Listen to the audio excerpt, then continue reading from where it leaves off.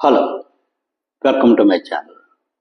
ఈరోజు ఈ వీడియోలో మనం ఇందిరా టెలివిజన్ అంటే మనకు అందరికీ తెలిసిన విషయమే. సాక్షి పత్రిక, సాక్షి టీవీ వీటికి సంబంధించిన మాతృ సంస్థ ఇందిరా టెలివిజన్. ఈ ఇందిరా టెలివిజన్ సుప్రీంకోర్టులో ఒక కేసు వేయడం జరిగింది. ఈ కేసుకు సంబంధించిన పూర్వాపరాలు ఏమిటనేది ఈ వీడియోలో తెలుసుకుందాం.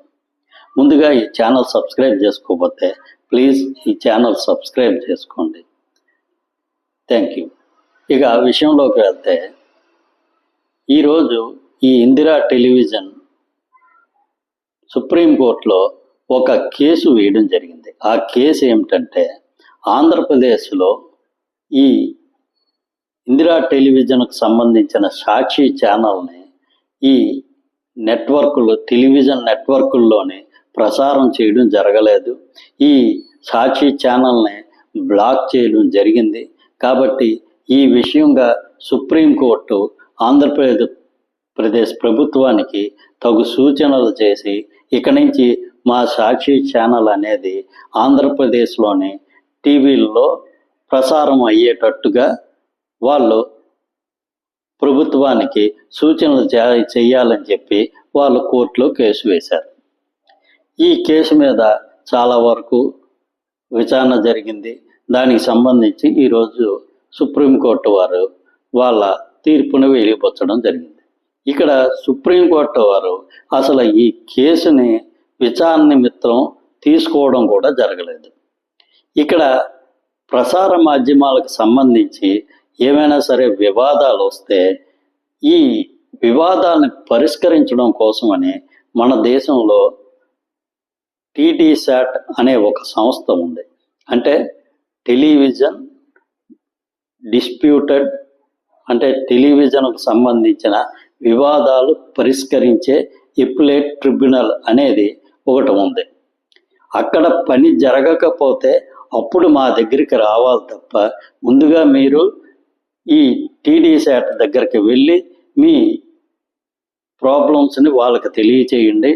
అక్కడ మీరు ఈ కంప్లైంట్ అనేది వాళ్ళ వద్ద నమోదు చేసుకోండి. వాళ్ళు విచారణ చేసి ఆ విచారణలో మీకు ఏమైనా సరే ఇబ్బందికరమైన పరిస్థితులు వస్తే అప్పుడు సుప్రీంకోర్టుకి రావాలి.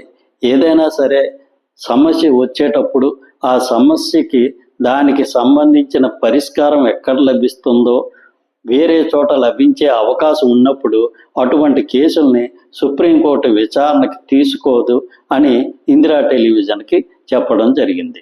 దీనితో ప్రస్తుతం ఇందిరా టెలివిజన్ వారు వాళ్ళ సమస్యని ఈ టీడీశాట్ వద్దకి తీసుకువెళ్ళే అవకాశం ఉంది. కాకపోతే ఈ టీడీశాట్లో దీని మీద ఏ విధమైన న్యాయం జరుగుతుందా అంటే మనం ఖచ్చితంగా చెప్పలేం. ఒకవేళ సుప్రీంకోర్టుకు వెళ్ళినా దాని మీద న్యాయం జరుగుతుందా అంటే మనం ఖచ్చితంగా సమాధానం చెప్పలేం. ఎందుకంటే గత ప్రభుత్వంలో వాళ్ళు చేసిన పనే ప్రస్తుత ప్రభుత్వంలో కూటమి ప్రభుత్వం కూడా చేస్తుంది. ఇంతకుముందు వైఎస్ఆర్సీపీ అధికారంలో ఉన్నప్పుడు ఈ TV5, ABN ఛానల్ వీటిని బ్లాక్ చేయడం జరిగింది. కాకపోతే దాన్ని అఫీషియల్గా వాళ్ళు బ్లాక్ చేయరు. కేవలం ఈ కేబుల్ ఆపరేటర్స్కి చెప్పి ఆ ఛానల్ రాకుండా చేస్తారు. అంతే తప్ప ఇక్కడ బ్లాక్ చేసినట్టు ఎక్కడా సాక్ష్యాలు, ఆధారాలు అనేవి దొరకవు. కాబట్టి అదే ఆ సమయంలో ఈ ABN వారు, TV5 వారు వెళ్ళిన కోర్టుకి వాళ్ళకి అదే సమాధానం రావడం జరిగింది.